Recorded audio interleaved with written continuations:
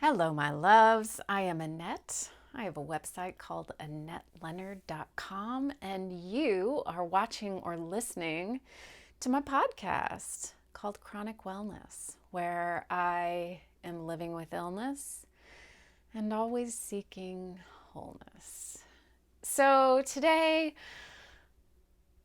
my wife was being industrious, which she often is. It is the onset of fall in the Northern Hemisphere, and she was doing all things fall, like mopping the floors. She took one of our rugs outside, borrowed a friend's steamer, and was like cleaning it. She's trimming the bushes outside, and oftentimes when she is in one of those like big days of like doing around the house, jobs and tasks that I cannot do because of my illnesses, my lungs, my muscles, my body, I start to collapse. I want to dissociate. Well, first I want to help her. And if I try, I sometimes end up hurting myself, and she gets really annoyed with me about that, understandably. And so the other thing that I'll sometimes do is just like numb out, like numb out. Do something that is just so mindless and escapist that I'm really not tuning into myself or what's happening around me as a way to just escape my uncomfortable feelings. And so I brought this to my therapist. I was like, therapist, help. And so we started talking to the parts of me that are uncomfortable. And, I could tell you a raft about, and I have my background and my parentage and what happens inside of me when all of this is going on. And also, I told her about the fact that I had spent 2.5 hours on the phone today and something like 4 hours on the phone yesterday, dealing with all of the professional patient shit and some household stuff, but things like they sent me a bill, but I shouldn't have been billed for that, so I had to call them, and calling them meant that then I needed to call insurance, and calling insurance meant waiting on hold for forever, and then waiting on hold with them necessitated a call to someone else. Just all the backlog of things getting cut off, needing to call yesterday's phone debacle with Verizon and the phone's not working, needing to borrow.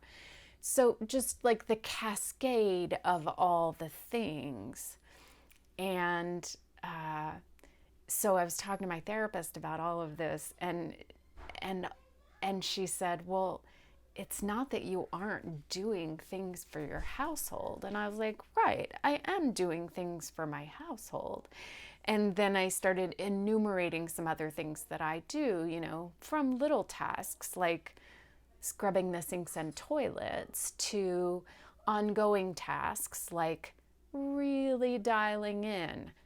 How often do we run out of toothpaste, and therefore when does the subscribe and save need to be set up to deliver? And then, somewhat bigger tasks and some of the really arduous and unwanted tasks like doing the returns and sitting on hold. And she was like, Annette, I think you need a different filter.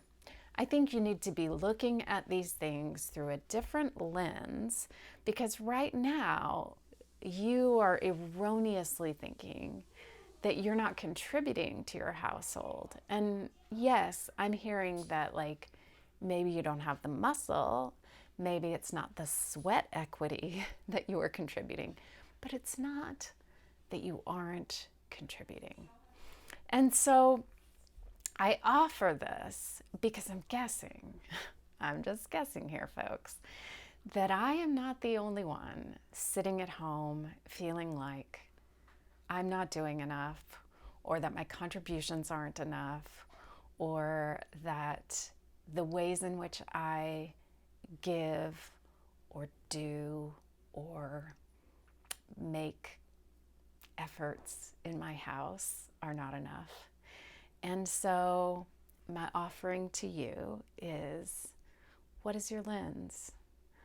What is your filter? What are the ways that you are showing up and are maybe not giving yourself full credit, not giving yourself full marks, or maybe discounting the contributions that you are making to your own household, your own life, the lives and well-being of those around you.